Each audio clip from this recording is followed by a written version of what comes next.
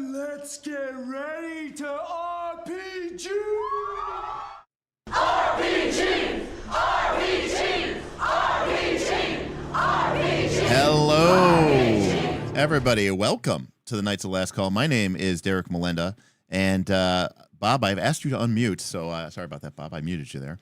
Nope, you're still muted. There we go. Sweet. I thought you had to unmute me. No. Unfortunately, for some reason, I have to ask to unmute. You must have that as a setting so that you don't accidentally get fucked over by somebody when you mute because, you know, you're, I don't know, your wife is screaming passionate lovemaking sounds, and then you mute, and then somebody unmutes you, and now they can hear it. I was thinking, I'm like, I know my kids are watching the baseball game in the other room, so I can only wait till they just burst into the room telling me about something that just happened. Well, no, I've heard horror stories, right, of where people were able to unmute people on their Zoom calls. So, like, they muted because there was something going on in the background. And anyways, so well, I could get it if I muted myself and you can't unmute me, but you muted me. So I'm like, I feel like you should be able to unmute because me now you're in the mindset of, okay, I'm muted, so now I can get on call. You know, I can get on the phone and you know and order my you know sexy lingerie for Valentine's Day for my wife. Way to ruin the surprise. Right. Anyways, what's up, everybody? Welcome to the Knights of Last Call. I, of course, am Derek. This, of course, is Bob. And we're back. The two of us are back. We're a little later tonight because Bob had to do soccer dad duty, and yeah, so we're here tonight actually to talk about Dragontide. And you know, I've got a couple of days before I'm back out there, heading over to Vegas. And one of the top priorities, we asked the patrons, "Hey, I've got a couple days, do a couple streams. What do you guys want to talk about?" And the number one voted thing was let's talk about. Believe it. Let's talk about Dragontide. So, and the reason why this is very timely and important is because we just launched it this week. Yep. So it's real. It's real. It's actually happening. So what we're going to do, what the purpose of this live stream is really more of an educational live stream for people who may be thinking about joining the game or people who are about to join the game. We want to talk you and walk you through what you would need to do in order to get involved with our Dragontide mega game. And also maybe potentially ask some interesting, you know, answer some questions that you may have. We're not really going to be talking too much about the nuance of why Dragontide, why Dragonbane. Look, if you know, you know. Go watch one of our many videos where we talk about why Dragonbane is a great game. Needless to say, what we wanted to do here is, what was it, Bob? Would you say 2 years ago you were first introduced to Dragonbane? Probably. I forget because it was either, it might be just less than 2 years ago. So it was when GM Scott. Yeah, it was about Christmas time, so about a year and a half ago. Yeah. Yep. So actually, almost 2 years now. This Christmas will be 2 years. So Dragonbane got released, the sort of new version of Drakon und Dominier from Free League, kind of updated to sort of modern, some modern English equivalents. And Bob, along with a lot of people, thought, hey, this is a really great system. It's a loose, light, mirth and mayhem, beer and pretzel type game system. Doesn't have the kind of depth and complexity that you would get in a Pathfinder 2nd edition. At that time, we were kind of struggling because Northern Reaches was supposed to launch, and Smith was very busy, had stepped away from the channel, and wasn't able to do what he usually does for a Northern Reaches thing. So we came up with this idea of, I said, hey, you know, Dragonbane honestly has a lot about the system that really makes it great for a mega game because it doesn't have levels.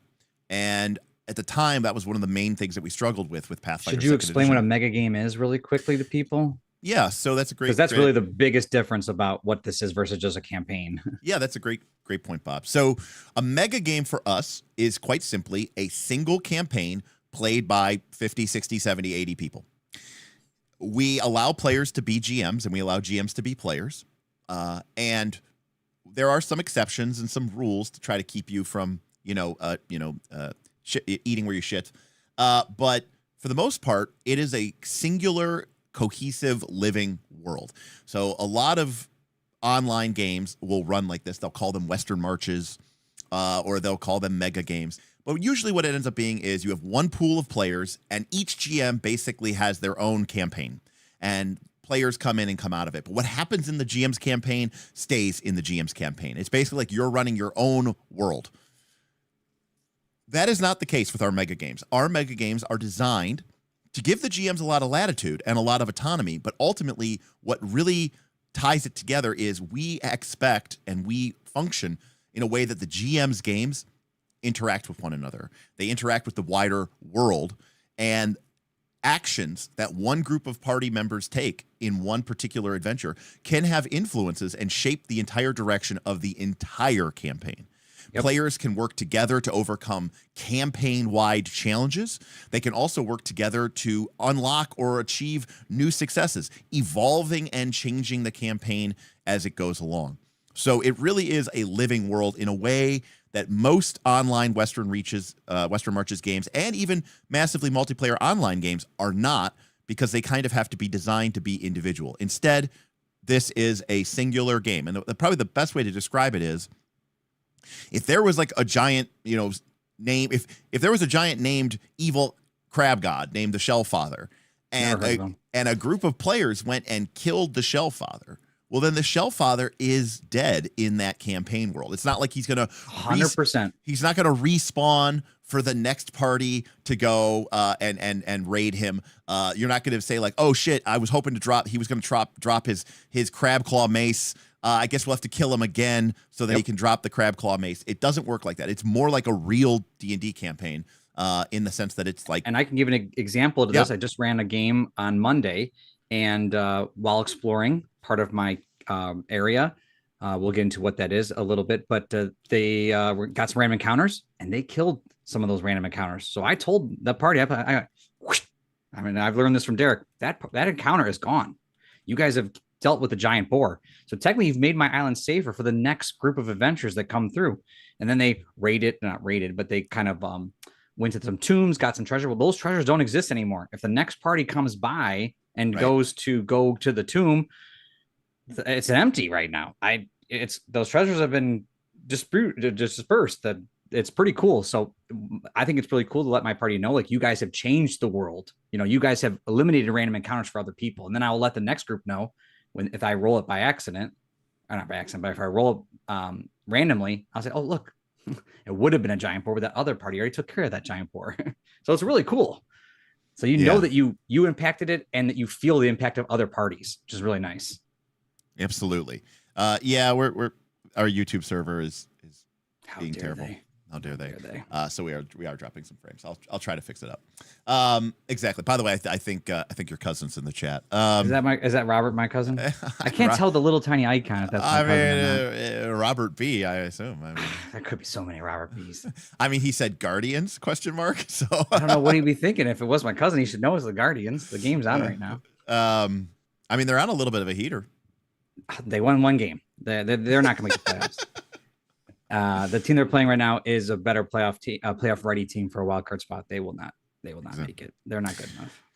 So in any case, so we have done a mega game for Pathfinder 2nd edition for the last several years, and now we are introducing our second, and our second is called Dragontide, and this takes place in a shattered world where a continent once existed, was shattered by an ancient magical cataclysm, and is now a series of islands.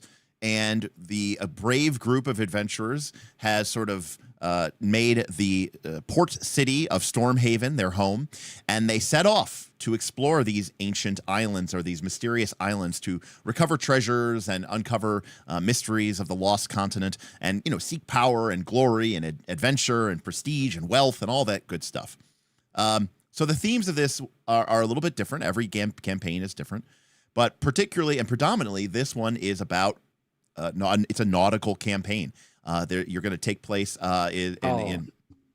Oh, okay. It's Cinnabuzz. He just joined the Dragontide campaign. All right. Interesting that his name's also Robert B. Yeah. So Bob has a cousin named Robert B. And so the theme of Dragontide is one of nautical adventure, and basically each GM gets to make their own, mysterious island, and players will put groups together. They will set sail.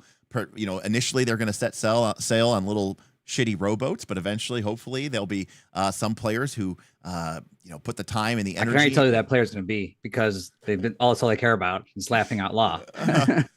Into making cool boats, cool sailing ships, and that will allow them to set sail to more mysterious, further afar islands where, theoretically greater dangers, but greater treasures lie. And, once they arrive on the island, it's basically a game of Dragonbane. You're going to be exploring the island, looking for, famous, fabulous treasures, adventure sites, the whole 9 yards. So let's go over to, wrong one. Here we go. Let's go over to this. So for starters, 1 second here. Here we go. I guess I should watch what you're putting up. Yeah. So I just want to. This is literally an introduction. How would you join our Dragontide campaign?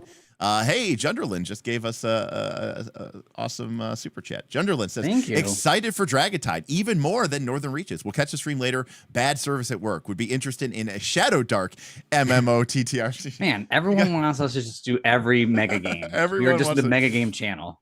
Yeah. Shadow Dark. You guys don't understand. It takes a ton of work. Right. Like every day I am in here trying to like get everything coordinated, onboard people. And that's just me. And then we have another game that Derek helps out with 5 other people that are running that game. Yeah. A mega game. These mega games are not like a little, I can just put one over there and one over there. Yeah. So, excuse me. So if you did want to join our mega game, any of our mega games, all of our mega games, the first step is to join our Patreon. Now, to be clear, I think you should join our Patreon anyways, because it's a great value. You get a lot of cool assets. You get incredible amount of resources, access to our community, which you get through our Discord. Our Discord is kind of the hub of our community. It is only accessible through our Patreon. So if you go to patreon.com/Knights of Last Call, you're going to see something like this. And you will see that you have some membership options. Now, we have several membership options, from a $3 Squire, $5 Knight, $10 Champion, $25 Hero, $50 Exalted, and $100 Legend. Now, the higher tiers give you extra benefits, extra perks, extra merch options, and some cool stuff. But if you're interested in joining our game, the tier that you need to concern yourself with here is the Champion tier. To be clear, when you join at the Knight or Squire, you get access to our entire Discord. You can play in as many self-run games, or if other community members are running a game, you can play in all of those. But in order to access our mega games, you need to be a Champion tier. So you would join at this $10 level. And the reason why there's a slight premium upcharge is just because, like what Bob was saying, it takes Bob and I a lot more extra work and effort from us personally to run these games. So, and we have to pay for all the servers. Right. So the real T here is that we have to pay for all these Foundry licenses, all this Forge servers. We have several Forge servers, which unfortunately are sucking badly right now. So I'm looking to find another option. But we spend hundreds of dollars a month on our Forge expenses just to keep these things running. Plus extra premium modules and all this other stuff. So there's an extra premium for us to run these. But we try to keep the game updated. We give people who run games and GM in these games access to premium assets that they can use, map packs, token packs, you name it. So you join at the Champion tier. When you join in the Champion tier, you have to make sure that your Patreon account is linked to your email address and to your Discord account. You do that through Patreon. You'll get an invite link sent to your email. Check, make sure it doesn't, sometimes it goes to spam. And when you do that, you'll be able to join our Discord. And once you're inside of our Discord, what you're going to make your way over to is, let me pull that up actually really quick. You're going to make your way over to the, let me bring up our thing. Here we go. Okay. Onboarding. Here we go. Northern Regions. We got a lot of stuff here. Okay. When you join our community, you're going to want to make your way over to the Dragontide channels. Mm-hmm. And if you're brand new, you're going to want to join the onboarding request. So if you're brand new, you will only see Dragontide Public, and Dragontide the onboarding request. You will not see these channels underneath until you've been onboarded into the game. So you're just looking for the onboarding request channel or the public channel if you just want to talk and hear what the goings on are. Right. So when you join the Discord, you'll get invited in. People will say hello and hi to you. You're going to have a link sent to you that you're going to want to click on that'll get you your roles set up. This is what shows you what channels. For example, you might be interested in PF2. Maybe you're not interested in PF2. By going into the role assignment channel, you'll be able to pick through a series of emojis. You could tell us what kind of games you're interested in, but that will also show you what channels you see. If you're really want to go full bore, you can just click Monty Hall, and this will turn on all channels, and then you can use that. You can also tell us a little bit about yourselves, like your preferred pronouns, where you're from. This is actually very useful because sometimes people use this to help schedule games. It's actually true. Yeah. But you can see here that if you're interested in OSR type games, D&D 5e games, Pathfinder 2 games, this will tell you what channels you get access to. So if you don't click on the the D&D symbol, you're not going to see the D&D channels. So you want to do that first, and then you're going to make your way down here to Dragontide Public. You can say hello and ask some questions. Then you'll make a post here in the onboarding request. And that's going to get Bob to get you access into the Foundry servers, the Forge servers, and get your character onboarded. Yeah. And so what will happen is you'll create a new post up at the top, and you will type in, "Hey, I want to be a player or a GM." You'll click specifically those tags that are up at the top of the screen that Derek's at. And there's pending, which means I'm working on it. When I'm completed, I'll obviously check it. But if you want to be a GM or you want to be a player or both, you'd click those and then write, "Hey, I want to play Dragontide." That will let me know to look for you. I go find you, and then I tell you, "Hey, I'm going to send you some links to the Foundry server, get your information." I do that, and then I onboard you, and then we go back to your little forum post here, and we make sure you know where to look and what's going on. Now, as soon as you're into Dragontide Public, so you get this as soon as you join the server. If you're not familiar with Discord, up here in the upper right of your app, there's a little, looks like a thumbtack or a thumb pin. That is where pinned messages are stored. Okay, if you click on that, you're going to see this link. And this link is to the Google Doc that has the rules for the Dragontide megagame. So one of the things that we're going to be doing today is just briefly going over these. And so you're going to be able to kind of understand what are some of the unique rules and some of the unique elements of this game and how you're going to go about doing that. But any of the questions that you have can probably be answered here, or you can always just go, once you're on into the game, you can hop over into the Dragontide general chat, and you can start, making questions and answering questions. Hey, look at that. Edward, $50. $50. Oh, thank you. This is not a bribe, unless it works, Bob. Thanks for all the great thought you've put into this project. Hashtag Dragontide hype. Edward, thank you so much. And I agree, Bob. Bob, I feel bad. I was at PAX. I went to the Free League booth. I was going to buy you the GM screen. Oh, it's the only thing I'm missing. As a gift for getting Dragontide off the ground. And they didn't have it. So those sons of bees. I know.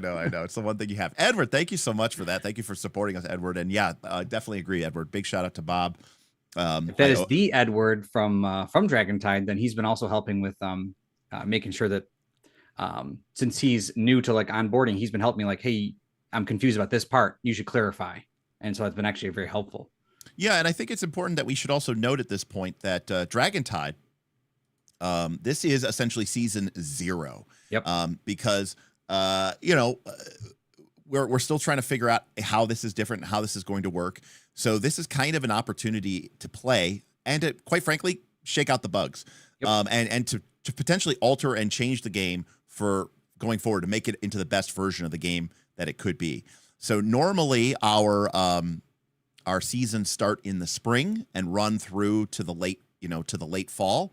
Obviously, we're starting this in Labor Day, and we're going to go through to the end of the year. This is what we usually do with Northern Reaches. We then take a couple months off so that we can sort of, the holidays are kind of a crazy time for people to play anyways. That doesn't mean you can't play other games. There's tons of community games in our Discord. But then we make updates and we get ready for the next season. So we basically play for a year, and then we kind of start over and we get caught up again. And we, every season's a little different. We learn from each one, and we kind of go from there. But this is a bunch of me learning from Northern Reaches. Right, exactly. So, and we're always learning about stuff like this. So Dragontide is our Patreon mega game, and you can see here that it is going to be run from September 1st to November 22nd. So right now we're only basically playing for 3 months. Mm-hmm. We're going to finish up by Thanksgiving, and that's going to be season 0. So again, that is a sort of abbreviated, that's why we're calling it season 0. It's sort of a beta test. We're going to try to make sure that this system works. And to be completely honest with you, this is the first mega game that Bob and I have created by ourselves without Smith. Yes. And so we are not Smith. I am not Smith. Bob is not Smith. And Smith's really good at this. So yes, since you could write this in a day. Yeah. So since Smith, has stepped away to deal with, work and family and life issues and stuff like that, and hasn't been as involved, Bob and I need some extra runway, that's in order to get this thing off the ground. So we're kind of doing this trial season. Now, of course, we could have kept working on it and then released it in 2026, but Bob, it's Bob. He's like, fuck it, let's I would have got it out 10 months ago. But I'm glad we went through the process, because there are some. I'm glad it's out, but I'm also I wish also that a lot of the stuff Derek wants in it or can get in it would happen eventually too. So hopefully we can make it the best version it can be. Yeah. And again, there's a lot of cool ideas that I have. And one of the things that we're going to figure out is how popular is this? Yep. If we get 40, 50, 60 people who are playing this, then that makes it a lot easier for me to commit the resources of the channel, which is basically me and Bob, into it and supporting it, as well as financial resources. But if it's only like, 30 players or 20 players, then it's a little bit different. Now, it could still be a lot of fun, but that's obviously a different scale and a different scope. So in a game of Dragontide, Bob, why don't you talk about let's start with how you make a character. Okay. Well, so we told you about the onboarding process. I'm gonna wrap that up. After you've clicked the links and you're in the Foundry, you're gonna tell me you did all that. I'm gonna make you a blank token in Foundry. I'm gonna put your name on a Google spreadsheet, which just helps us track all the data. And then I'll give you a Discord role, which lets you get access to those other channels that Derek was showing you earlier. So before you only had public and onboarding, now you have access to everything. And then if you're a GM, you have access to a couple more channels, just so the GMs have a little bit more private chat with the other GMs. Now you're gonna be like, okay, I want to make a PC. I'm ready to go. I got my Foundry thing. I'm ready. The biggest thing you need to do is make sure you roll in the roles channel. So it's a way for us to help track. It's a way for us to ask questions. It's a way for us to, biggest thing is ask questions, like help you guide the process. But you would follow the step-by-step instructions in the player character creation part of the document. And then you start in the roles channel. Again, Dragontide is Dragonbane, and Dragonbane is Mirth and Mayhem. We wanted to make it as random as possible without making it too obnoxious, I guess. So there is a roles channel where you can type in the roles and roll out your character. You're gonna roll randomly for kin, or default to default to human. And you're gonna roll for your profession, or pick a profession. Most people have been picking, which is fine. We let them have that choice. You're gonna roll for your age, or you can default to adult. So if you're like, I'll take a chance. Some people have been going completely random, which is awesome, even rolling randomly for profession. But there's a little bit of control. The biggest part that I see that is the hiccup that the earlier people have been getting signed in is the attributes. So when you roll your attributes, you're going to do the 46 drop low. There is a command that we have pinned in there that will help you, and it's bracket 4d6 DL bracket, and what it does is it rolls 46 and it drops the lowest one for you. Now, when you roll that dice, that command, you then assign it to your attributes. To be clear, this isn't a Dragontide thing. No, this is a Dragonbane thing. Yeah. Correct. And then you do it again and again and again. What I've been seeing a lot of people do is they just roll all the stats at once. This is not like D&D where you roll all 6 stats first. Correct. And then pick and choose where they go. Instead, you roll one attribute by rolling 46, drop low. Let's say we got a 15. Then you choose which of the 6 stats that 15 goes into. Then you roll again, and let's say you get a 13. You choose which of the 5 remaining stats that you put into it. And you keep doing that and keep doing that and keep doing that. Once you are complete with that process, if you didn't get at least a 16 or 2 13s, you can re-roll. So if your character is literally 10, 10, 10, 10, 9, 9 or something, you can re-roll. One of our guys rolled 4 1s in a roll. It was amazing. But he had to keep it because his other ones were good. Oh, yeah. Now, to be clear, if you rolled a 14 and a 15, which means you now have 2 stats that are 13 or higher, you could roll a 14 and a 15, and then a 5, a 4, a 3, a 5. Your character is legit. You have to play it. I mean... Now, you do get to switch one attribute with another one at the end of the assigning. So it's there's a little bit of correction that can happen. Done, but not a lot. And no. part of the element here, we want these games to feel different. Number one, these are just the rules for Dragonbane. Yes. But the other thing here is Dragonbane is about mirth and mayhem. And I can promise you, one of the reasons why we like this for a mega game is precisely because you can kind of start with garbage stats and garbage skills, and it kind of almost doesn't matter. Correct. Your character will actually gain skills faster than other characters. There's a upper limit in Dragonbane that basically the higher your skills get, the harder it is to raise them. So characters who actually have really low starting stats, ironically, will get all sorts of skill improvements very quickly. And one of the things that we really like about Dragonbane is that you can have a character who's played in 20 or 30 sessions, and they could easily play with a character who was just rolled that day, and they can play together. The game works. There's not this kind of 0 to hero progression like you get in a level-based system, because Dragonbane itself is not a level-based system. Yep. Okay. And so, yeah, so all the rules here kind of continue to follow. Yep. So you're going to go ahead and you get a. So here's where it's going to get a little different Yeah. in Dragontide is so you've got your profession. Now there's some other stuff about Dragontide, like you get a workbench and a free boat rental, but that's more about in the game. You get a profession. Now your profession will give you a secondary crafting skill, and you're gonna be like, well, I don't understand what the heck's that. What does that mean? Well, we wanted to have a little town fun, and we've noticed that in our Northern Reaches games for Pathfinder 2, people love to craft. They sure like do. to go out and find stuff, bring it back and craft, and it's actually kind of fun. So we kind of introduced that in here as well. Derek had a whole thing with all these breakdowns, and it was really cool. So I cleaned it up, but it works. And so you get a secondary crafting skill that will help you when you're trying to craft items later on. Which we just had someone craft their first item. They do some leatherworking, which is great. But you get this. So you'll add this to your Foundry character sheet, which can be a little complicated. I can walk people through that. It's a little different, but it's not complicated. No, you just secondary skill, add, and then change the name to whatever it is. Yeah. But you do have to add. Yeah, basically these secondary skills, all secondary skills on any Dragonbane character sheet, there are no secondary skills. Like there's a bunch of blank spaces because they expect you to be able to add your own. So these are basically skills that we kind of created, Yep, that's exactly what they are. And then, so these will just help you with that. And then just below this, I want to talk. Yeah, I want to talk. Oh, yeah, go for it. Yeah, so really quickly, I just want to kind of highlight something about this. One of the things that makes a mega game different from just playing Dragonbane. For example, Bob has been running a Dragonbane campaign for a bunch of patrons, the Path of Glory campaign. Episode 14 coming up. One of the things that makes a mega game different is we sort of lean into some of those MMO-like tropes. And anyone who's ever played an MMO knows that you spend just as much time back in town, in the auction house, in Ironforge, in Ogrimmar, in the Undercity, crafting, buying components, talking with your guild members as you do actually playing the game.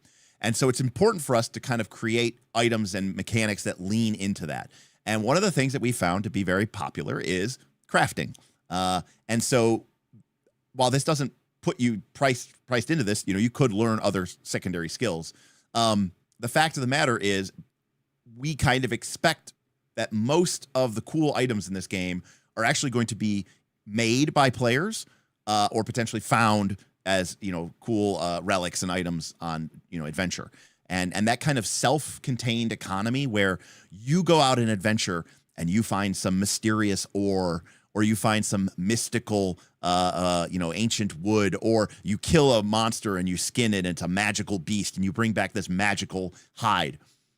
Then you have to work with other characters in town to craft that and create something cool and new and unique. That is a very cool, rewarding gameplay cycle. So that is definitely one of the things that we're trying to nail with this system. Absolutely. Sure. And you kind of also hinted a little bit there. You don't have to do this. This is just an added benefit of what a mega game is. You can just play Dragonbane and experience the sort of traveling to the island and back, and the idea that this mega world's right. If you don't want to craft, you could just do that. Yeah. If you don't want to craft, fuck it. You don't. Yeah, you don't have to. Yeah, it's not a requirement. So it's just something that you do.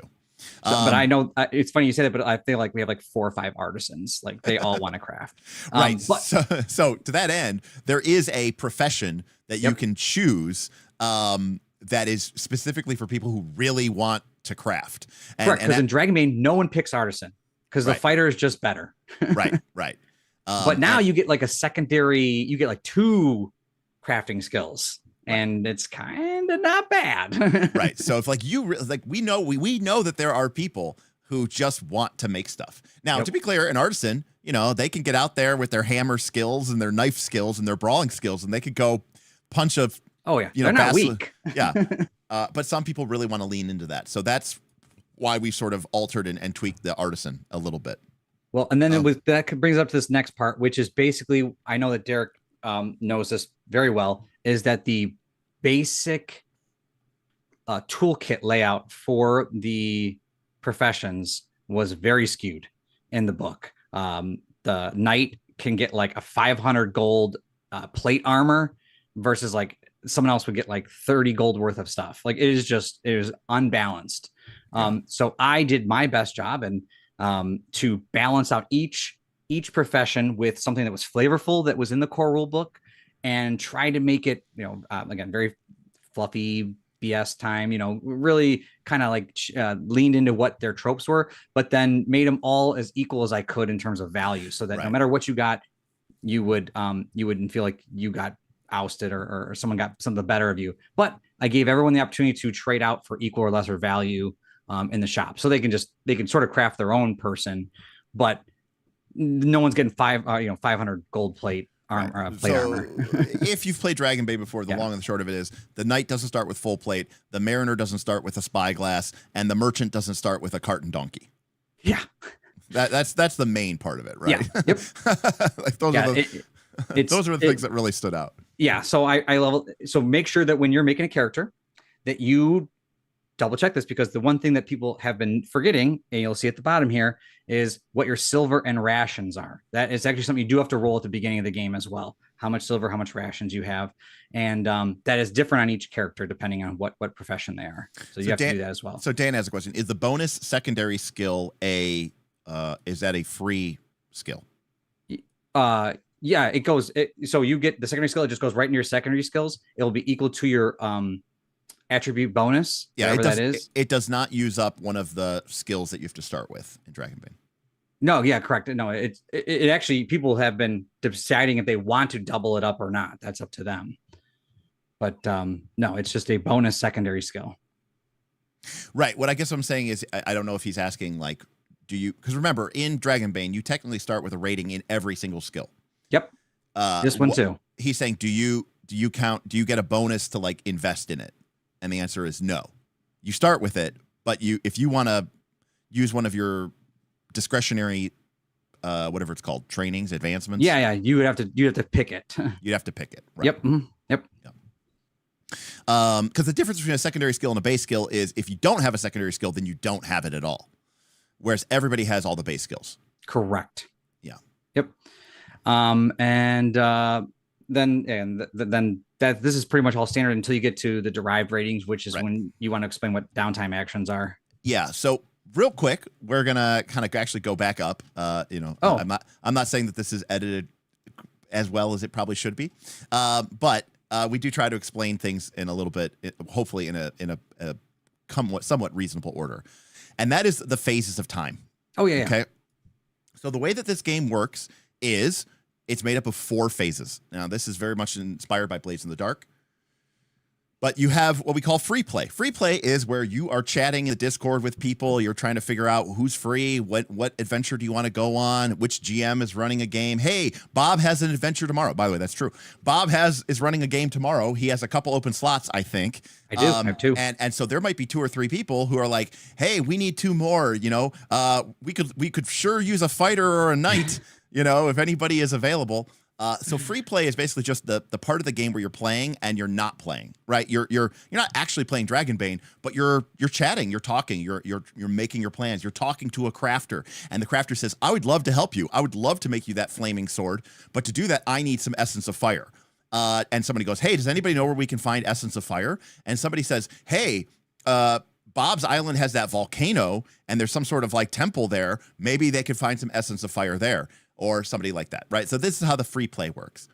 Then when you go on an adventure, you sail on a boat, there's a sea voyage, and then you get to the island and you have yourself a rip-roaring Dragonbane Mirth and Mayhem adventure.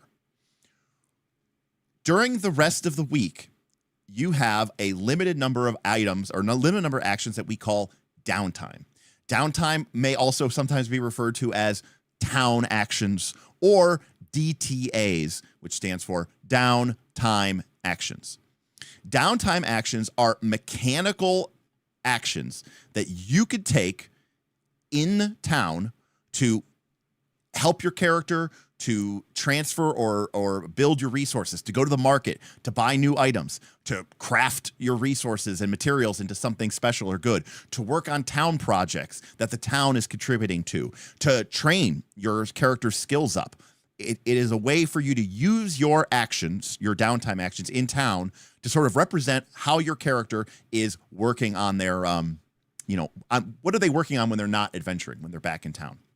So Copper Blint asks, are you limited to one session a week? No, there is no limit to the number of sessions you can play. So one played 2 times in the same day. Yeah. So when you are in town, now I'm not going to go through every single one of these lists, but when you're in town, there is a channel called Stormhaven where you can see the buildings that are available. Think of the buildings as action spaces that your character can click on, right? If we were really awesome, we would have like a really cool graphical layout with all the different buildings, and you could imagine if you were playing this on a computer game when you hovered your mouse over the, I did the best I could. Did you look at the Discord channel? I did. Okay, It looks I good, put a yeah. little 16-bit like. I know, but when you hovered over the Storm Hall or the Grand Bazaar, it would hover. It would glow, and then when you would click it, you're taking that action.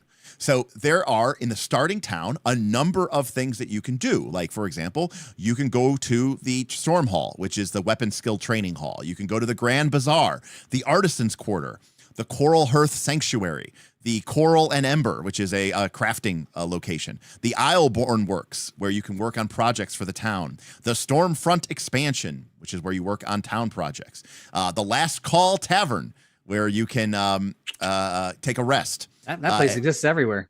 That place exists everywhere. Exactly, Copper Blint. It is a worker placement mini game. That is, if you've played, if Derek wants it to be that. That is sure. exactly what I want to. If you've played Agricola or Caverna or Lords of Waterdeep or any number of games, it is a worker placement mini game. The only distinction, because it is asynchronous, which means we all play at the same time and there's no turn taking, right? Is nobody can take up your spot, right? Like so. And to that effect, that's the action. Now, what you are limited in is how many of these downtime actions your character gets every week. Now, a week starts on Monday and it goes through Sunday. Mm-hmm. So how many downtime actions do you get? That is determined by your character's charisma and your character's intelligence. 2 reasons. Number 1, these are dump stats in Dragonbane, and I fucking hate dump stats. Yep. Okay. Number 2. I realized it was a dump stat after I made a PC and I was like, all right, how many bonus actions do I? And I had like a 7 in it, an int. I was like, well, I get none. Right. So number 1, in the core game of Dragonbane, I personally believe that especially charisma, but int too, are kind of less useful / dump stats. Secondly, a character who has a lot of downtime actions is going to, quite frankly, be able to accomplish more in town. They're going to be able to craft more. They're going to be able to work more on projects. Some people who play this game may fully expect that they are going to spend a lot of time taking these town actions. They're not going to have time to play in 3 or 4 or 5 Dragonbane games a week. They're going to be lucky if they play in 1. So they might want to build a character who has a high charisma and a high intelligence, because while your character is still capable of going out on an adventure, maybe they're a little bit more like a Littlefinger type character, or they're more of a artisan who kind of tends to stay at home and do stuff for town. So your character's charisma determines the base number of actions that you're able to take each game week. Your intelligence provides a bonus to those actions, which you will roll every Monday in the, say it with me, Rolls channel.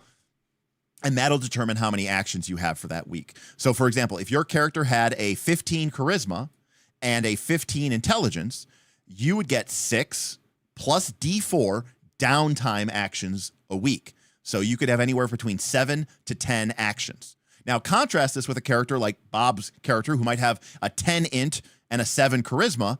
They have 4. Yep. So, you know, you're anywhere from 200 to 250% of the actions that they're taking. And of course, remember, everything in Dragontide is, because of megagame, builds upon itself. Maybe eventually your character, you know, acquires an assistant, and the assistant grants you 2 bonus downtime actions every week. And so by the end of the season, your character might have 15 downtime actions a week because you've expanded what your character's scope is, right? So that is how charisma and intelligence work. That is unique to our Dragontide game, and it's definitely something that you want to pay attention to, especially if you're expecting that you want your character to do more stuff in town, like work on projects, work on crafting, etc., etc. Okay? Yep. Skills basically use the rules straight out of Dragonbane. We're not going to get super deep into how Dragonbane runs, but needless to say, it works basically as written.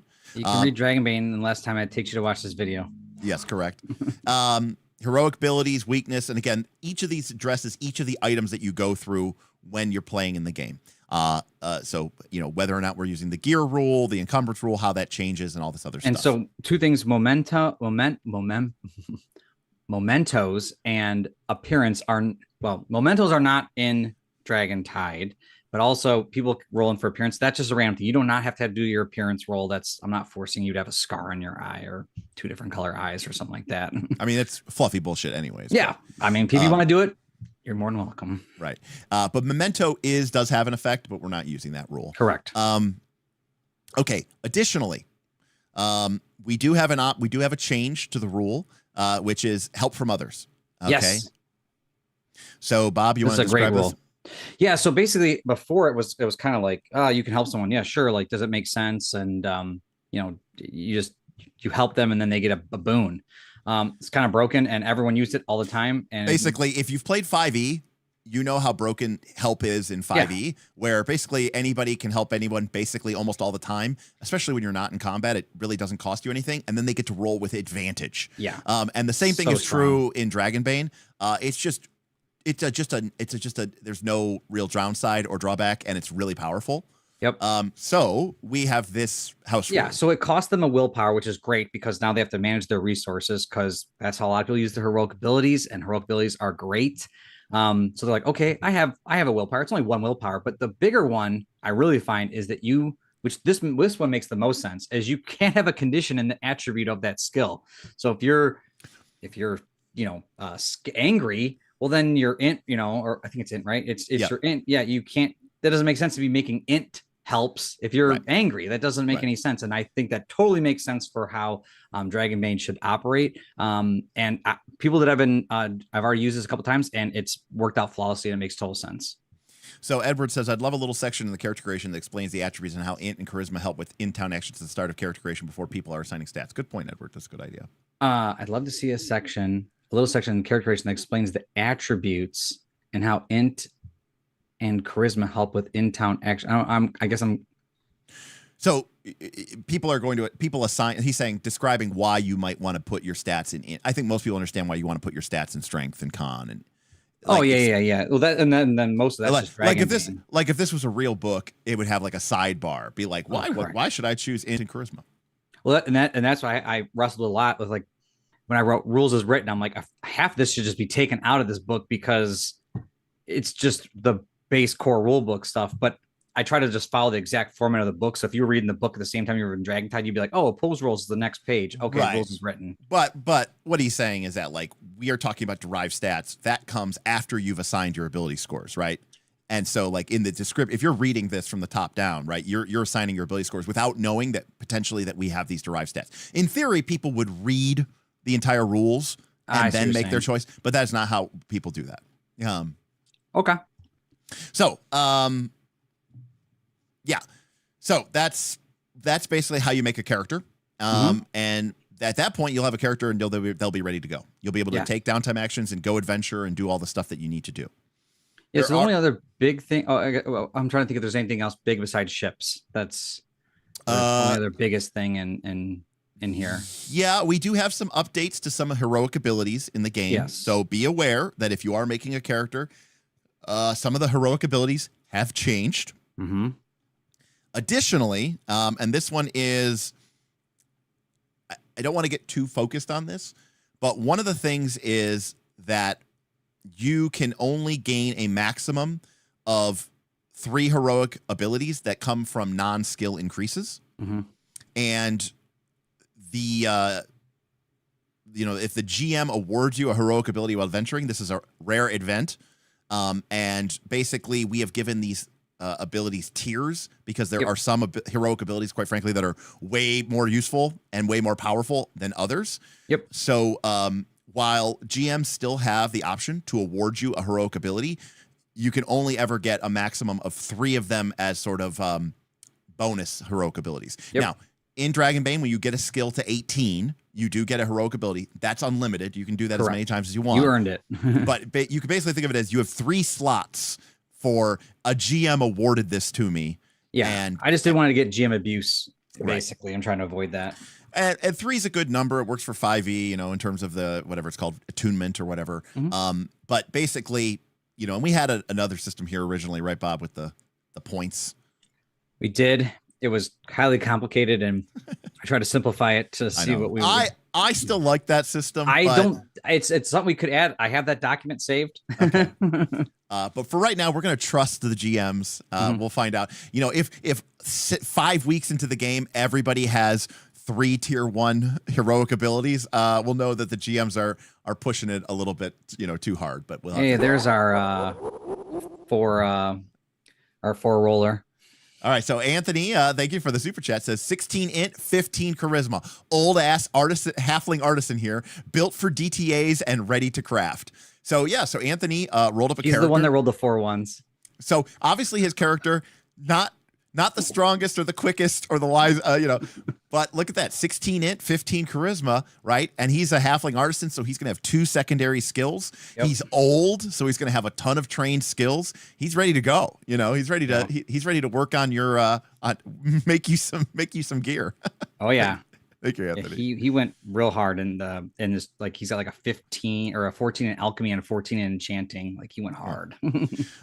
Now we also show here in the rule book, there's a lot of quote unquote technically optional rules in Dragonbane. We just indicate which ones we're using and which ones we're not.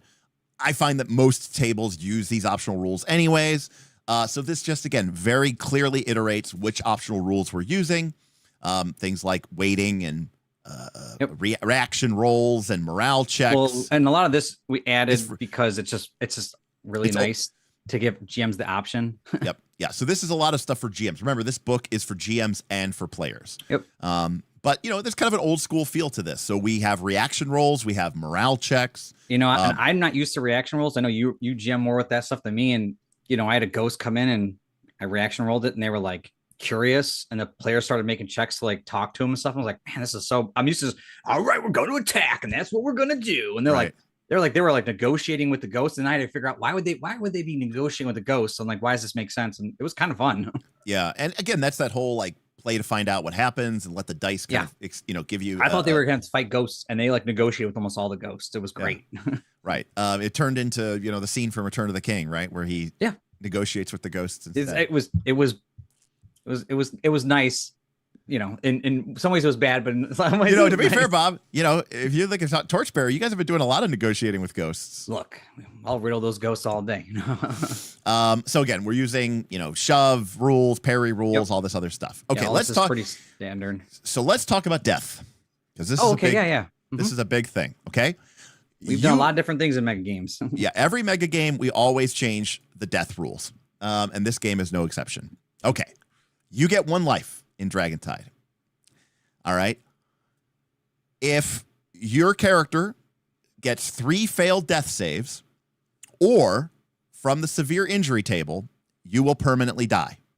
Okay. So to be clear, Bob, what is a failed death save? Just so people know. Oh, so it's a con roll. Basically, and which also sucks if you're is it sickly? I can't remember them all. But yeah, there's 6, Bob. There's 6. There's 6. I know, dude. My mind's fried over. It's like I just was playing like I don't even play the game last night. I'm not even playing the game, and I'm pretty sure it's like weakened, dazed, sickly. It's exhausted. Okay, exhausted, dazed, sickly, dazed agility, angry, scared, and disheartened. Yeah, disheartened. You're right. Yeah.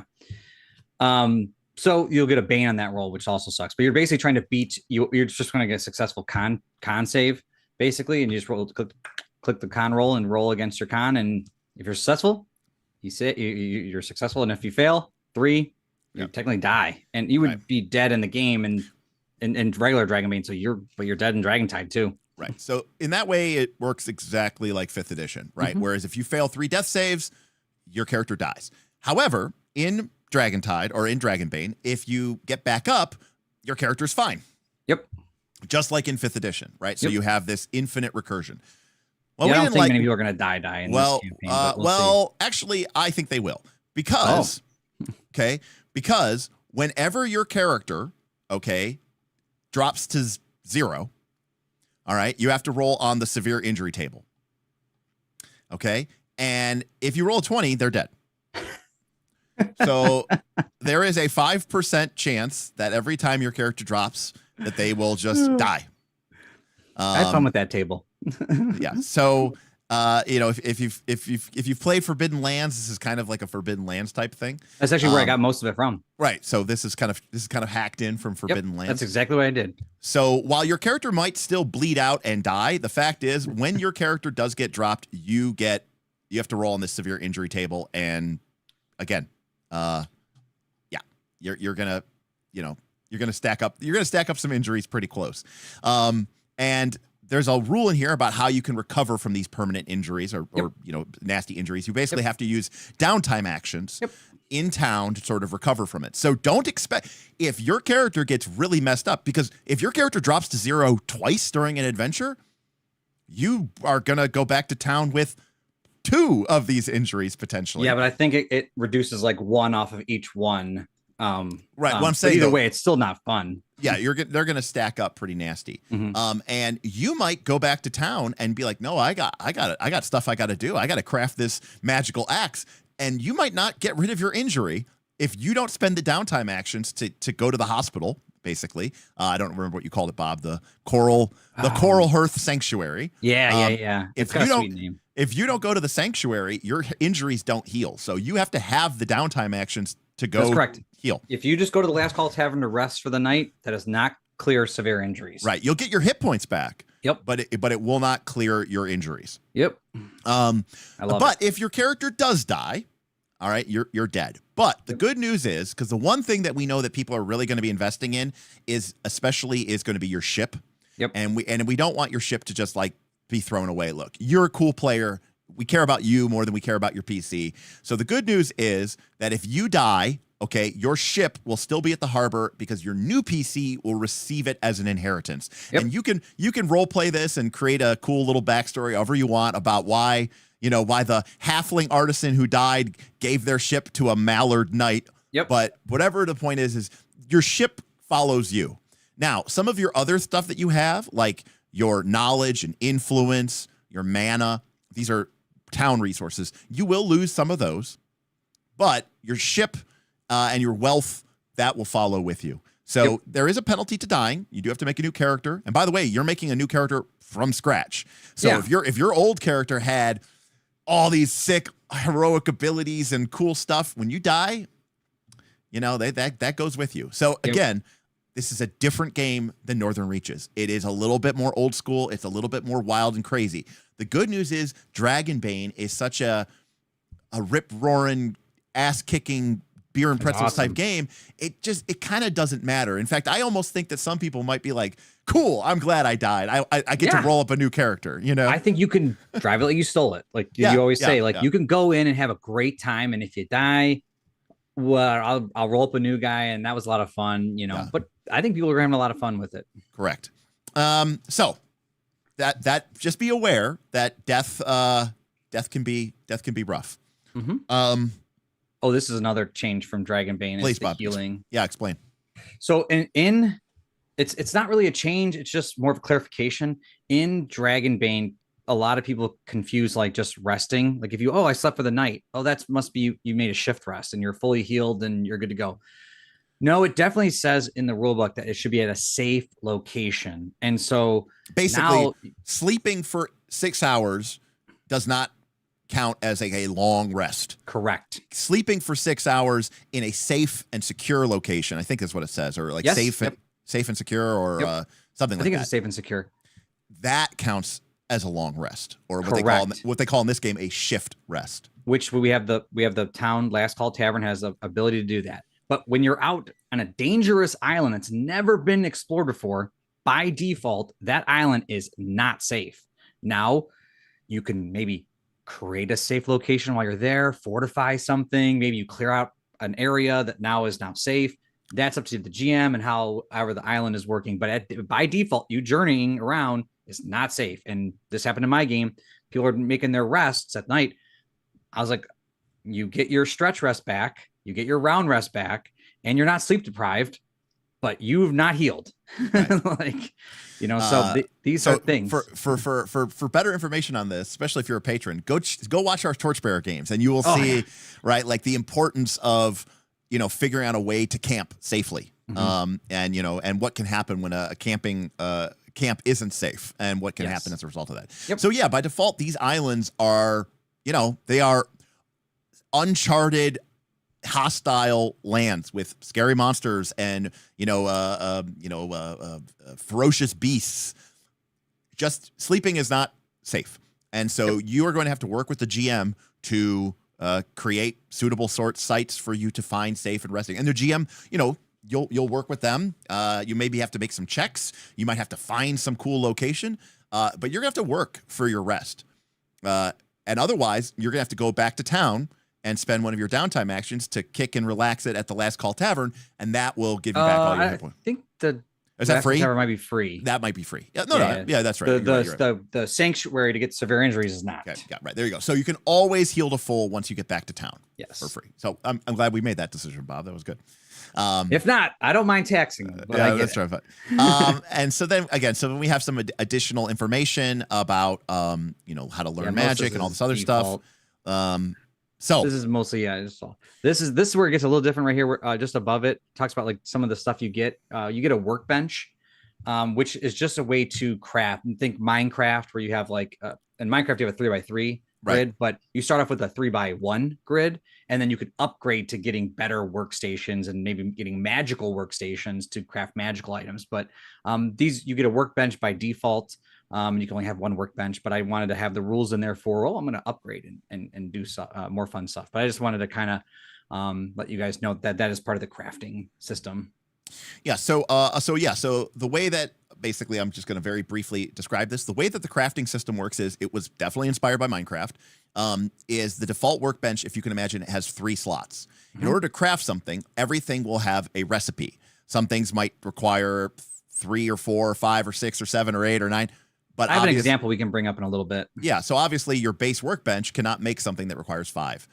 While the characters are out adventuring, they are going to find rare and special materials. Now, this isn't just, ordinary iron and ordinary copper. We assume that you can get that stuff wherever. But when you want to make premium masterwork weapons, when you want to make magical axes and magical ropes, you're going to have to do that by going out to these magical, mystical islands that somehow survived this ancient magical cataclysm. And there you are going to find these specialty materials. The materials listed here in the book are things that GMs will use basically to entice you to come visit their island. And your character may go there and find them, harvest them, locate them. There's definitely kind of a Stardew Valley Minecraft-esque nature to this, where a lot of times people are going to be venturing to these islands because of the material and mineral wealth. In mine, they went to the forest and they asked, hey, is there anything in this forest? We started looking around. I did some rolls, and they found some of this whisper wood. There you go. And I was like, it's not a lot, but every couple trees you see, glowing, silver. They're like, okay, we don't have anything to actually harvest it, but noted reconnaissance mission. I was like, I love it. Right, bring exactly. back town. Tell them about the Whisperwood, over there. And the other thing too is realize that like when Bob and I were creating this, a lot of this is just based off of our own experiences, based out of stuff out of Northern Reaches. But like a lot of this came from our Forbidden Lands campaign last year. I love Forbidden Lands. Where we spent, I think, like 4 sessions basically just trying to get wood.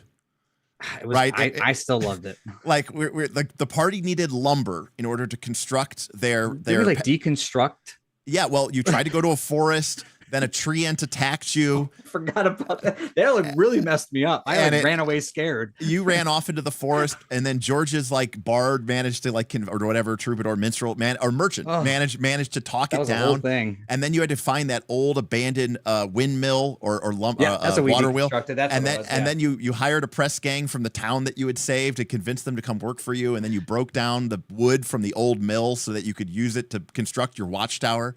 So it's one of those stupid things where it sounds really boring, and maybe it is. And if it is, I recommend you go play Northern Reaches, or I recommend you go play our maybe upcoming Dagger Reaches game that may be coming out later this year. But at our table, everyone was into it, though. Yeah, but there's an old school kind of sensibility here, and I'm not lying when I say I fully expect that some GM's island might be known as like, oh, you need to go to Thaddeus's island. It's got a huge fire oak grove, and we've been hitting that pretty hard. And people's entire session might be, yep, we're just going there to harvest wood, or to harvest fire oak. Wood needed. Wood need. I can just see the prompt in Discord now. Got wood ? Will trade wood for sheep. Any case, so we have a bunch of different special materials. There's metal materials like storm silver, ember copper, mithril, wood like fire oak, iron root, elder maple, spirit wood, monster parts like Wedo Wib glands, cinder shard horns, dragon bone. Of course. Now, and the only thing is monster parts we may expand upon depending on what people create. Like this was a default that some of them are jokey, but we came up with and whatnot. Some of these are inside jokes. Like Smith is an inside joke. Smith calls Dragonbane Dragonbone. But you'll notice that there's basically uncommon materials, rare materials, and then mythic materials. And so basically that's the set of rarity. And obviously to make the most coolest, powerful, most awesomest items in the game, you're going to need these rare and mythic resources. So there's a bunch of different things that you'll be able to find and harvest and essence. Yep. And so the last thing I want to talk about is resources. Yep. So all these materials are used for crafting, for making potions and magical wands and items and stuff like that. The way the wet resources work is this is a way for you as a player and a GM to create what I'm going to call a universal currency that you can use in town. Part of the problem that we've had historically is that a player may want to work on a certain project, and they go and there's no GM who is running an adventure that is tied to that project. So historically in our games, if there was an event, a project, then the person who kind of decided whether that project got worked on, kind of in a way, was the GM. Mm-hmm. Because if the GM ran an event to, deal with the orcs, cool, now we can go work on the orc clock because the GM is running it. What we do in this game is a little different. We have these generic resources that represent, that a GM can give you, that represent an ability for your character to make changes, work on projects, create new buildings, create new events, all back in town. And so a great example of this is supply. Rather than worrying about like, hey, you fought off a bunch of pirate raiders, rather than worrying about like how many barrels of dried pork they have and how many, barrels of rope do they have and how much armor they have, and 3 pistols one rope and 17 rations and stuff like that. What we do is we just summarize that and say they had 15 supply. Yep. And it's a generic currency. Now here's where, again, it is an abstract generic currency. There might be a project in town to construct a new pier, a new port. And to work on this project, you need supply. And you can think in your mind, oh, that would probably be like wood and, rope and tar, right, and wood planks to build the pier and wood poles to build the pilings. But rather than get obsessed about whether or not your character has wood pilings, we just make it cost supply. Yep. So your character could go kill a bunch of pirates and loot all their scimitars and leather armor and pistols, and we would just convert that into supply, and then you could go build a pier with it. Yep. Yes, it doesn't, quote, make sense. But what it allows us to do is it means that the GM doesn't have to worry about whether what they're giving you or not is useless. Correct. They can just give you wealth, supply, knowledge, influence, or mana, and then it's up to you, the player, on how you spend that. Yep. So the same thing is true with knowledge.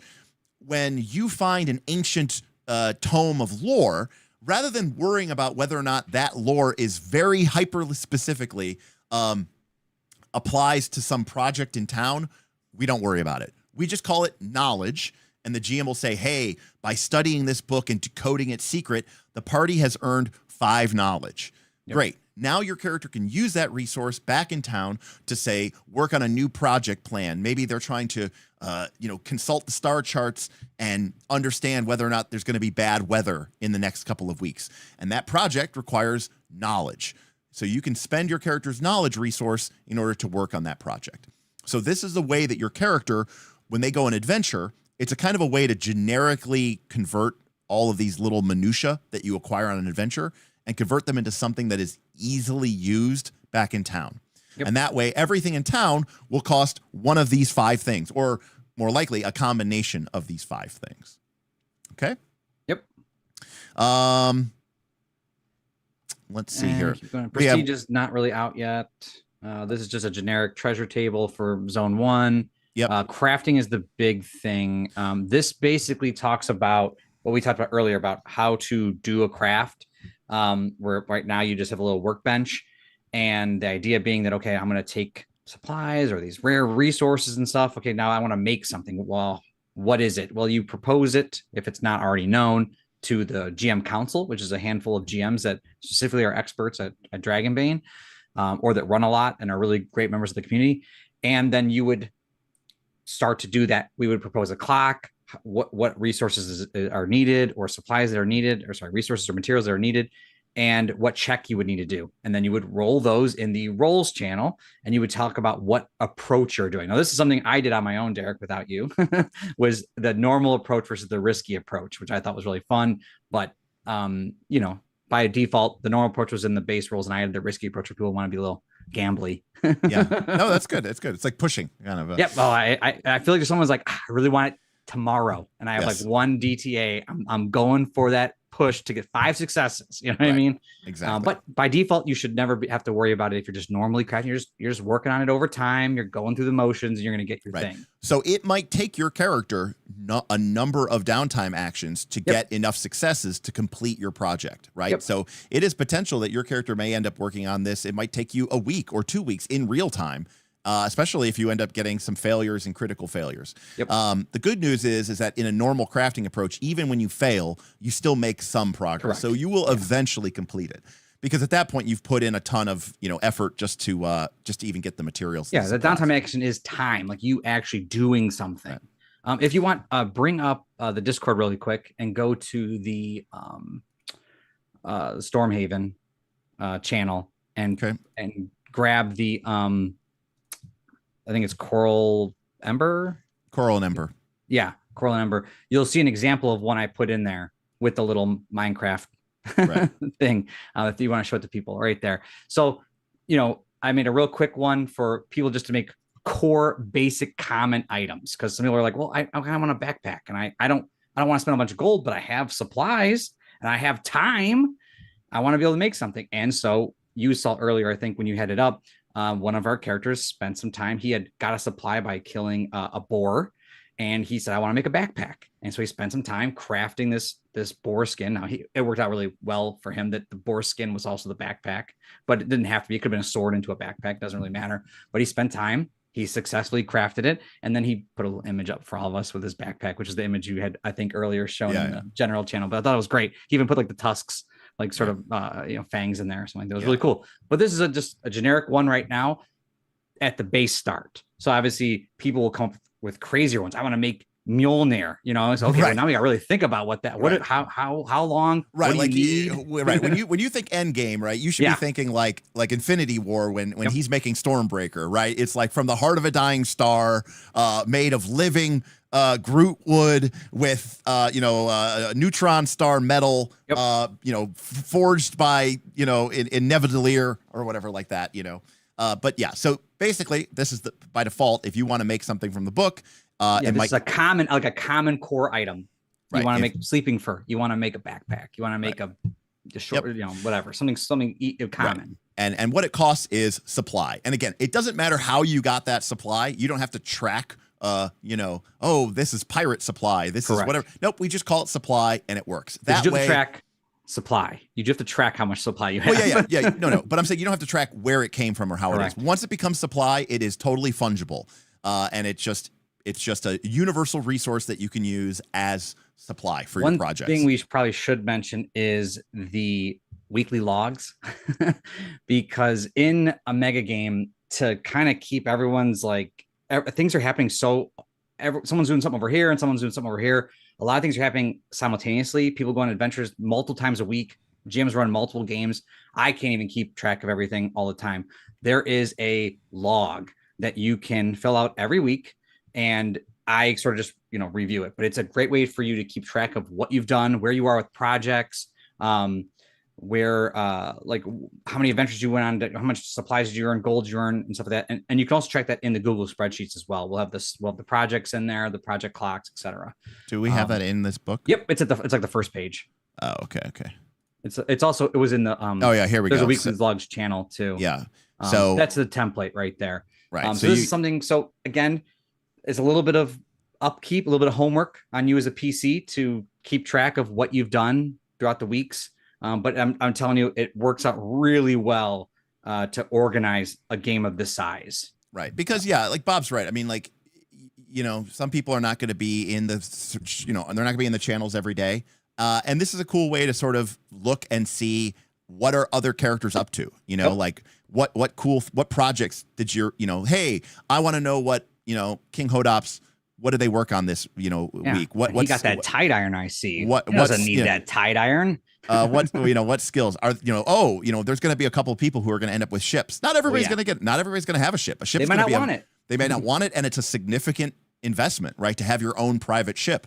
But you may want to know, hey, what's the state of the Sea Dog? I heard that, I heard it got messed up, I think the people will be RIPing if somebody's ship gets destroyed and, sinks or whatever like that. That's going to happen. The ship destroying stuff is probably more likely than PCs dying. I feel like there's a lot of bad stuff that can happen. Someone will be like, no, take my PC, please. Just leave the ship. But I just wanted to mention that I leap into the Kraken's mouth to try to distract it from my ship. I just wanted to mention that because we do have a little bit of extra homework for a mega game for GMs. There's logging you have to do for your game in the Google spreadsheet and as a PC as well. But what it does is it makes a super accessible, especially if you like data, like a very which I know Derek likes and I like. You can see all this data like right there. It's really kind of nice, and because of that, we can make decisions like how many people are playing Dragonbane right now, who's been making things. Should we introduce something to encourage something or not? We wouldn't know this unless we have all this data. Right. And I should also note that obviously games like this only work if we have GMs. And we understand that a lot of GMs are going to be players, which we encourage. Obviously, as a GM, you can't GM on your own island. That goes without saying. As a GM, you can't play on your own island. And there may be a situation where several GMs agree to work together and create a mutual island, which they, all kind of share information about and they all work together on, and they all run adventures on that island. Obviously, I will say there is a GM that has already reached out to 4 other GMs to have something on different people's islands. There you go. It's awesome. So I already love it. So obviously, take care, Ben Powell. Thanks for stopping by. Yeah, absolutely. But if you do agree to GM, that means you're not playing at that time, right? Because you're running a game. So you do get some perks. That's okay? right. As a GM, and some people GM like a lot, and might play like one time. Is that in here? It's above Bob? it. Keep going. Here we go. Yeah. So basically, for every hour that you run the game, you as your GM, your player character earns a gold. You earn an advancement roll as if you had earned an XP, so you get a chance to roll for a skill up.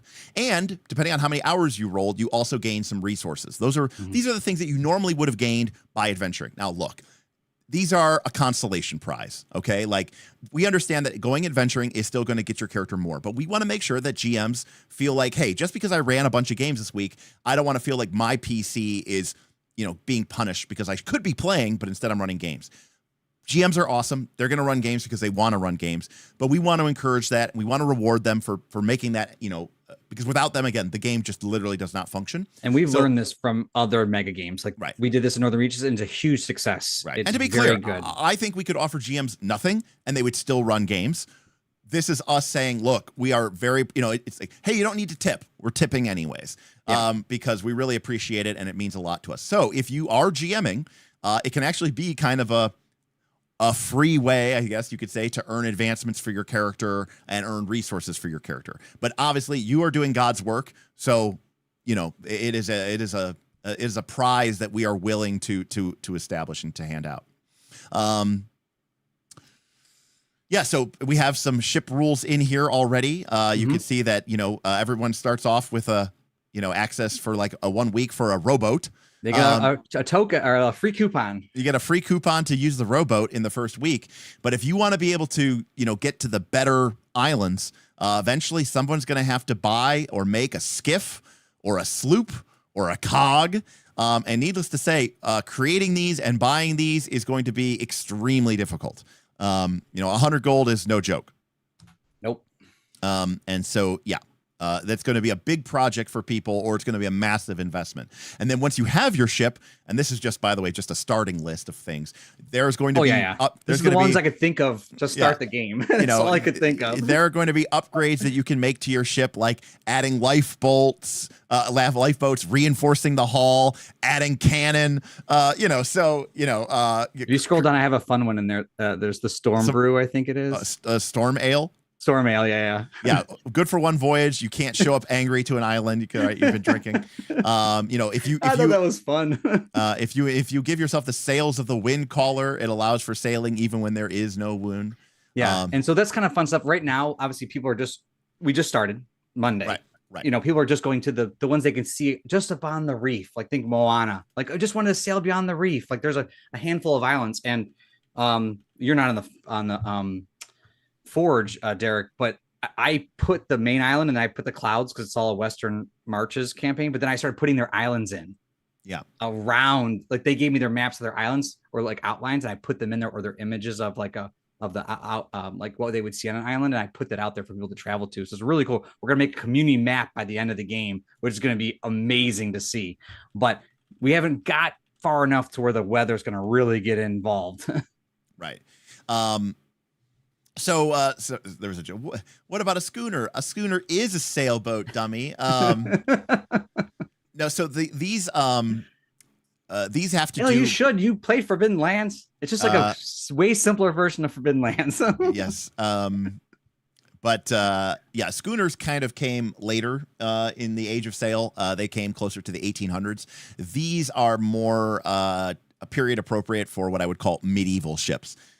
So a lot of the ships that some people think of when they think of sailing vessels are actually much later in time, closer to like, the 1800s rather than, I don't know, the 1200s or something, or the 1100s. Any case, it's not the end of the world or a huge deal. But needless to say, some people will be tempted to build a boat or buy a boat or invest in a boat and upgrade their boat. And that's going to be a big thing for them, but not everybody is going to do it. But that is an issue as well. And of course, this is a beta version of the game. We are trying out some of these things. We want to get your feedback. We want to hear from you. What about this system is great? What about this system could be, use tweaking? Because, we've been playing these games now for a couple of years. So Bob and I have started to learn, pretty quickly what works, what doesn't work. And we're always making improvements and we're always making advancements. But with Dragontide in particular, we want to keep it loose and have a lot of fun with it. But we also want to make sure that there's kind of a feeling of of sort of old school, kind of like that I don't know, that very Forbidden Lands MMO type feel of where you're like, cool, the players are going out, they're finding these rare materials on these, tropical deserted islands and bringing them back to town and blah, blah, blah, blah, blah. And I think that's really, really cool. So I mean, one of the ideas is that a merchant might acquire a boat just so that they could start making trade runs back to the main continent, right? Because the idea is that this is far off in the sea, and somewhere far back east is the mainland. And there's these great wealth has been discovered here. Again, if you're familiar with Eberron, Stormhaven is totally Stormreach, and take Zendrick, the continent, but shatter it into an archipelago, and you basically have what Dragontide is. I sent you an image, Derek, in our Discord chat if you want to bring up the map. If you want to just throw it on over my face or something, it doesn't matter. But that's the map as it exists today. And you can see where the red path kind of leads back to the mainland and where people's islands are now, just outside the main Stormhaven island. I gotta update it here.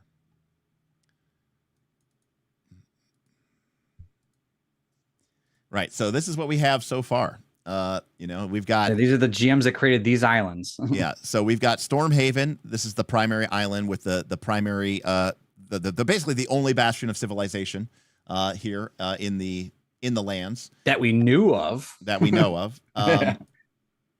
And I'm scrolling, here we go. And then we have a handful of islands that are nearby. These are islands that have been created by GMs. You can see that they've been very expertly described, because some of them are just images. Well, some of them didn't want. I know that know the fine. shape or that's anything. Good. Yeah, but the idea is, like we said, these are the islands that are closest to Stormhaven. So these are reachable basically by a rowboat. Yep. Right. The idea is that eventually, right, there are going to be islands that are far off into the archipelago. Well, you're not reaching that with a rowboat, not without risking life and limb, or maybe not even possible, right? We're talking about a journey that might take days, if not weeks. And that's going to require people to make really cool sailing vessels to explore this island. So eventually, because eventually some of these starting islands, they're fairly small. They're going to be explored, and you could think of them as being kind of tapped out. So we expect, maybe not in this short session, this short season, but you could expect that a GM might start with their island, and after a while, maybe their island is no longer this, untamed place. It's been sort of civilized and carried over. It's not a place for adventure anymore. And so the GM makes a new island, deeper and further into the tumultuous sea of the Dragontide. And that's cool, right? We're going to kind of expand this. So there's a little bit of a world map process to that, which I think is really neat. Yeah. The only thing we'll have to figure out is in November, when season 0 ends, what happens to the map? Right. Like, does civilization just move? Yeah. And just keep going west? Right. Cataclysm, we'll figure that out. We'll see what the world is at that point. Yeah. And like I said, too, this is also a chance for you to really kind of kick the tires and, help us make us better for, future seasons. My hope is that we can build Dragonbane up, Dragontide up to a good base of, say, 40 to 50 players, which would be less than our Northern Reaches. But, Dragonbane is not as popular as PF2. But I will say this. PF2 has a lot of advantages, but it also has a lot of hurdles. It's a complicated game. There's a lot of moving parts. It takes a lot of time and effort and to invest into sort of knowing how all the rules work. Dragonbane is much more low income, low stakes. Additionally, Bob and I have tried really hard to try to make it so that even if you don't plan on playing a lot of Dragonbane, you might still want to join Dragontide just to make a merchant or a scholar or an artisan, somebody who really focuses on working at stuff on town. And even though you might not be going out and doing these crazy adventures, you are, you're part of the town's success because you're the ones and you need sort of those adventures to bring back those supplies. You need those adventures to bring back those resources and those materials. You might have this great idea, like, I'm going to craft in town. Like, hey guys, like, let's get this going. I got this great idea. And you're like, oh, well, we know there's wood over there. We can go there and get some supplies and go kill these things and whatever. You guys all have to work together as this, great team. Omniscitoad with $15. Thank you for the tip. Omniscitoad tipped $15. Dragontide hype. Yeah, fantastic. Again, we are trying to create a kind of, old school MMO, like EverQuest 1 type experience with this game, or at least I am, where, it's really driven by the players. It's about, figuring out what resources that you have, where to get them, and then using those resources and using those materials to change the world and make it better or worse or whatever. It's inspired, of course, by Dragonbane, but it's also inspired by Forbidden Lands, which is a game that I thought was really awesome and cool, and I really wanted to see some of these rules. It's also honestly, it's also heavily influenced by my love of some of those classic MMOs like EverQuest 1, Dark Age of Camelot, and even World of Warcraft, which at this point basically is a classic MMO since it's like 21 years old. Classic. Classic. Let me think here. Somebody did say, and I think, Bob, you kind of just hinted at this, Yep. but I do want to kind of reiterate this. I think Mike T was saying, I'm noticing like, oh, you need to have buildings that can get you resources in town. Well, that's actually kind of on purpose. We don't want people just to be playing literal Stardew Valley, right? Like, some people have to adventure in order to give the town stuff that they need.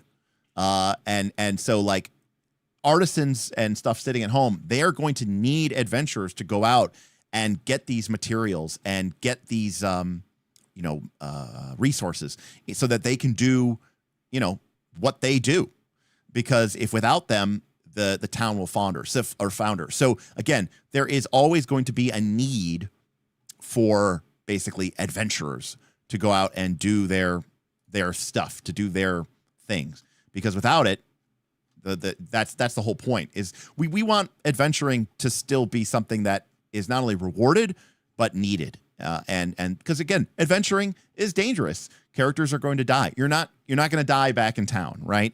What's the saying? Ships I make an event clock. Ships are safe in the harbor, but that's not what ships are for, right? I guess this is a good question if you want to answer Anthony's question. This just reminds me of freaking monster hunts that Anthony's talking about. Yep. Jim Setso about, can we do supply runs, like, hour and a half sessions to go like to zone 0? I technically don't mind it as long as there's some danger involved. Like, give me some random encounters, give me some stuff. That is correct. If it is not, so that is called, it is not an adventure. If it is not dangerous and doesn't carry with it a source of risk. Yep. Yeah, I don't. Monster hunts drive me like crazy in outer reaches, but I get it. Like, we need supplies, but let's make it and something. Let's give it some substance. Yeah, exactly. For sure. Edward, I actually just got it from Derek's Fire Garage. The KOLC sign like a week ago, and finally got it all working and stuff for the couple weeks ago for the Twitch streaming when I'm playing Baldur's Gate. So it's fun. It's cool. What's over here? Yes, you gotta go backwards. Yeah. Yeah. If there's anything else other than, like, obviously when we get to better regions, like, it'll be cool. I have like traits and stuff like that, but a lot of it is up to the creativity of our players and our GMs. And I think this is when a system like Dragonbane, you can really shine in that. You can really have a lot of fun and really let the creative juices flow. Like, what would be really cool? Okay, let's figure that out and let's work together as a community, get that thing into a project, and let's start working towards building it or creating it. And other than that, you get to play Dragonbane, which is a really good, fun 3 to 4 hours, 5-hour session in which my players had a great time playing, and they got some supplies. They even got a little bit of a nice little material, so they're pretty happy. Yeah. The last thing I will say too is again, Bob crossed the finish line for this. But originally in my design, there was, and this is something I think we should still encourage the players to engage with. The idea is that the buildings in Stormhaven are the starting buildings. Yep. So the town or the group might build something like a library. And a library might allow you to convert, say, wealth or supply, which is one form of resource, into another form of resource, like knowledge. Normally, you acquire knowledge by going out and discovering lost runes and ancient texts, and exploring new finding new islands and exploring new things. But if we make a library building, now we have a way for people to convert one type of resource into another type of resource, a more valuable type of resource, since knowledge is a more rare resource than, say, supplies or just simple money. But the library will give you access to that. But to do that, the town has to make that.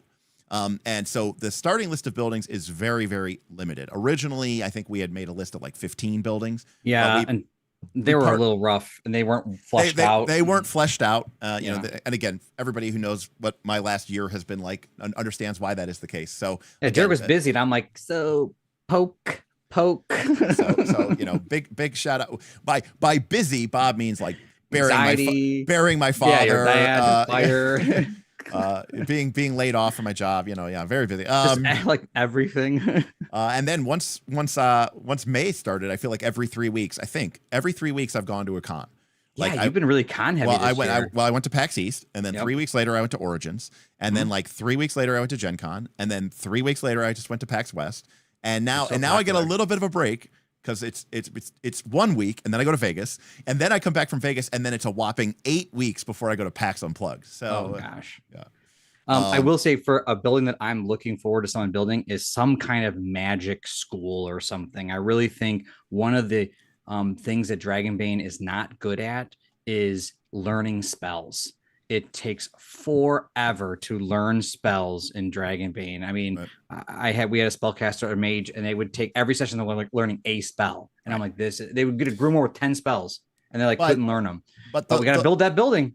So. But the long and the short of it is that's what makes this a mega campaign, and that's why it costs $10, because it's not just like a board game where it's like, well, that's what's in the game and that's what it is. No, all of these things are bespoke.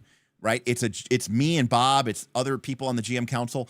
It's us saying, oh, yeah, you want to make anything? Cool. We'll figure out what it costs. We'll figure out how much it takes, and we'll tell you the cost. And then you guys can start building on it. It could be anything. There is no set list. Right. It's what are they called? It's not tactical infinity. It's town infinity. It's ship infinity. Right. Just because it's on a list doesn't mean that that's the only thing that you can do. Absolutely. And assuming that we can figure out a way to make it somewhat fair and balanced, we will do that. Now, historically, Bob and I have been very bad at that, because when we've given out abilities I break everything. Bob breaks everything because he just goes, yeah, that fucking sounds awesome. Oh, it's so good. Luckily, I have other people. Like I have the GM the wise GM council to kind of reel me in sometimes.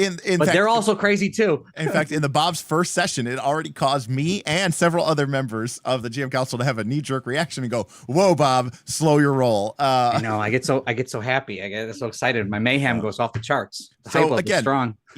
We're very engaged with this. Town building as war. Yeah, that's a really good expression. Yeah, it basically is town building war.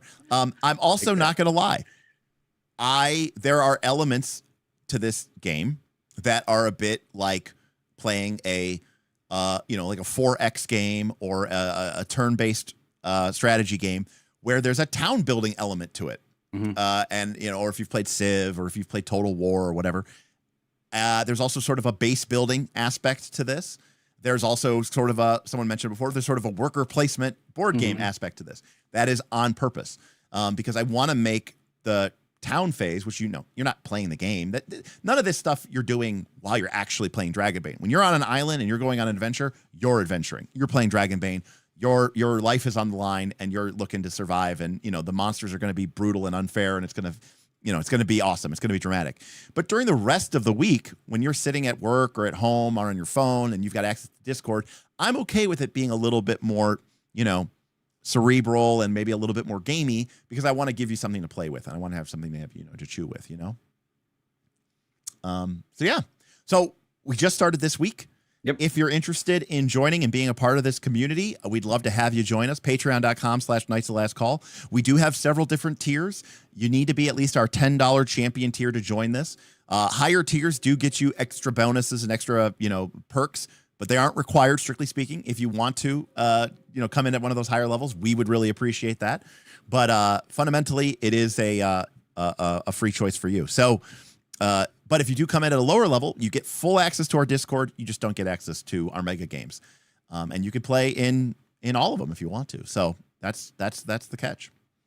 Yeah, we've got 5 or 6 islands, 7 islands going up.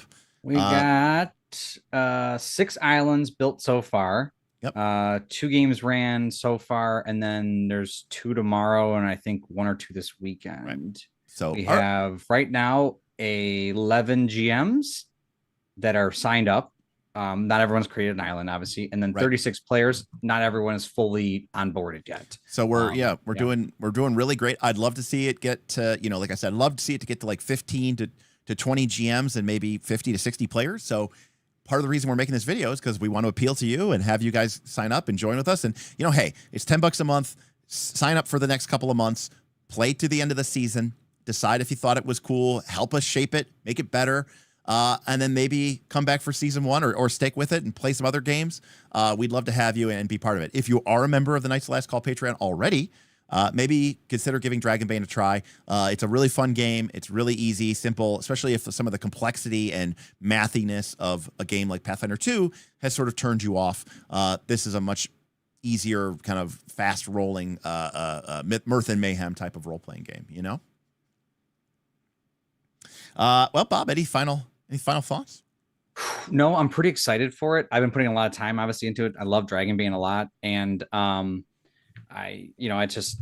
excited that this is kind of real and that this community game is happening. And I'm really excited to explore personally my island and the world in general. I really want to get into the other zones and make sure everyone's having a good time. So far, everyone's been like really liking it. So I'm really excited to see if it continues that way. And then flush out any of the kinks. And just roll tide, roll tide. Yeah, roll Dragon Tide. Roll Dragontide. Yes, we'll have to get shirts made. All right. I do have this dream though. All right. Okay. So this one's going to end at the end of the season, right? Okay. End of the year. And then we're gonna take a break, reassess. Now I'm hoping it's a success, which means do it again next year. Season 1, start of the year sometime. And we'll see how long we want to roll it. Does it go all year? Does it go half a year? We'll figure all that out. But the ultimate goal would be to roll it all the way for sure, to have a special event at Origins where I run a special Dragontide adventure at Origins. And that'd be really hot. Yeah, we are trying to set up a situation where we're going to try to get our own private room at Origins. I finally got in touch with somebody at Gamma who might be able to help us. But we're looking to sort of whether we have to donate or sponsor or I don't know what we have to do. We'll probably have to drop more thousands of dollars than I'd want to, but we will. But it'll basically be NightCon 1 at Origins. Yep. So NightCon Session 0 is what we'll call it. Nightclub, great name. Says, I've owned Dragonbane for years, so this seems like a great way to finally play it. Looking forward to this. Yeah, it's a pre-con. Nightclub, that's awesome. Yeah, I mean, to be honest with you, one of the advantages of these mega games, it's drop in and drop out, you know, and that's what's really cool about the town actions too, Nightclub. Let's say things get busy and you're not able to play in any like 3 or 4 or 5 hour session, maybe for a week or 2 weeks or 3 weeks. Normally, that would mean that you're literally not playing the game. Like, you might be able to go into the Discord and see what's up, but you're not really doing anything. With the focus on having the downtime actions available to you in town, your character is still going to be able to, craft items, work on their skills, help out with town projects, work on their personal projects, help get, important buildings built, or fight off evil GM events from occurring. And that means that you're a little much more engaged. I'm not promising dozens of hours of gameplay a week without actually engaging with the GM. But what I'm hoping is that if somebody has, a good number of downtime actions between that and chatting with the people in Discord, you might find yourself able to spend, 1 to 2 hours, 3 hours a week playing, so to speak, the town game and chatting and interacting with your fellow game player members. And that, I think, is enough for people to feel engaged, even if their real life is fucking crazy. And so if you know that you're going to have a really terrible schedule, if you know that you have, honestly, if you know that if you're in a problematic time zone, it may work better. Not saying you shouldn't make an adventure, but consider giving yourself a little bit of extra charisma or intelligence. That way you'll have those extra downtime actions and you can use them to sort of be a little bit more engaged asynchronously, even at odd times or of the week or odd times of the day. That would be my advice. Also, Mariner has never been better, Bob. Well, it will be when we get to zone 1. Right. But right now it's definitely flavorful and fun and what, but so that'll be the last thing we'll share here. No, we gotta change it. So now in zone 0, which is what the starting zone is, the characters basically are so close to the Stormhaven that the magical calamitous weather of the archipelago is not affecting them. Yep. But once you actually start going out and engaging in the actual quote unquote real adventures, there is a sea voyage phase which starts the game, and your character basically will kind of go through a process where you are going to basically be tested. It's almost like a mini skill challenge or montage scene, where your boat and the skills of your crew will be tested. And this is basically an opportunity to either arrive at your island destination in great shape, maybe even with some benefits, or to arrive at the island fucked up. So being able to manage your boat and being able to have people on your ship who are good at sailing and seamanship is going to be extremely important. And I don't think we have those tables yet, right, Bob? I got them. No, I know you have them, but I don't think they're in the book. No, they're not. They're in the book. Oh, they're in the book. They're not in the book. They're in the Discord. Oh, okay. So we already I built the tables and then I put them in the Discord for people to Okay, got it. And actually, they're built into Foundry because one of our patrons, Goblins, built the roll tables into Foundry. Oh, he built the rollable tables. Yeah, it was great. But basically, like the table is the higher the number, the worst, and certain journeys are going to be how it should be. And certain journeys are going to be rolled with D20s that have Banes, and as the party tries to accomplish their goals, they're going to earn boons, and eventually there's going to be a weather roll. And you could do everything from like you find a derelict raft, and your party starts the adventure with a bunch of free supply and free wealth because you found this like half abandoned boat, to you get attacked by the Kraken and But to that end, we talked about this before, and if a GM later on maybe there's like there's this group of party, they're like they want to go find the Kraken and like take the Kraken out. Like we can make an adventure where they got to go, they're gonna go fight the Kraken or something, and maybe they kill it. Then we can actually eliminate that from the roll table. And I really like roll tables that are very interactive like that. Yeah, exactly. Which is, by the way, if you ever saw our we did a big stream about what we call dynamic random encounter tables. This is basically just Bob using that principle of dynamic random encounter tables instead of static random encounter tables. Basically, the events that occur in the game, the things that the players do and the things that the players don't do are going to shape and change and update these tables all the time. So, for example, right now, they may not be on there. But if, I don't know, let's say an undead pirate invasion occurs, you might suddenly find that a lot of the results on the table have been replaced with undead pirates attack. And so the events that occur in the game are going to be reflected in these random tables. So yeah, that's it. That is it basically. Yeah. All right. Well, cool. Enough talk. Let's roll tide. Roll tide. Again, we'd love to have you join. We'd love to have you be part of our game. Again, you join at patreon.com/nightslastcall at our champion tier. Make sure you get your roles set up when you join the Discord. Say hi to everybody. Make your way over to our Dragontide public and onboarding request channels. Send a forum message. Follow the instructions. Get access to the book. Take a look at it. If you don't know Dragonbane, it's a very simple game. You'll learn very simple. You'll pick it up super quick. And before you know it, you'll have a PC. You get to randomly roll a PC up. For a lot of people, that may itself be a brand new experience because you may have only played games where you basically get to pick all your ability scores, pick your race, pick your this. Nope, this is random. And then we'll go from there. And we hope to see you in the game. And hopefully you can have some fun and drive it like you stole it and make your mark on the town of Stormhaven and the world of Dragontide. Bob, last word for you. Like I said, I'm just excited. I'm excited to see what happens. It's a little crazy right now because there's so many moving parts. It just started and I'm trying to handle everybody, but I think we're going to get into a real nice rhythm here, and these islands are going to be epic and awesome, and everyone's going to really start feeling the way it should be. And then, like I said, we might do some tweaks, and then at the end of the season, we'll reassess and really see what worked and what didn't work. And I'm really excited for season 1 coming forward, hopefully. But I mean, I think it's gonna be a lot of fun until then. Again, Dragonbane's been the game I've played the most over the past by 2 years, and there's a reason. I really enjoy it. Awesome. Well, that's gonna do it for us. We hope to see you in Dragontide. We hope you see you on the Patreon. We hope you see you in the Discord. Otherwise, we'll catch you next time on Knights of Last Call. Good night, everybody. Peace.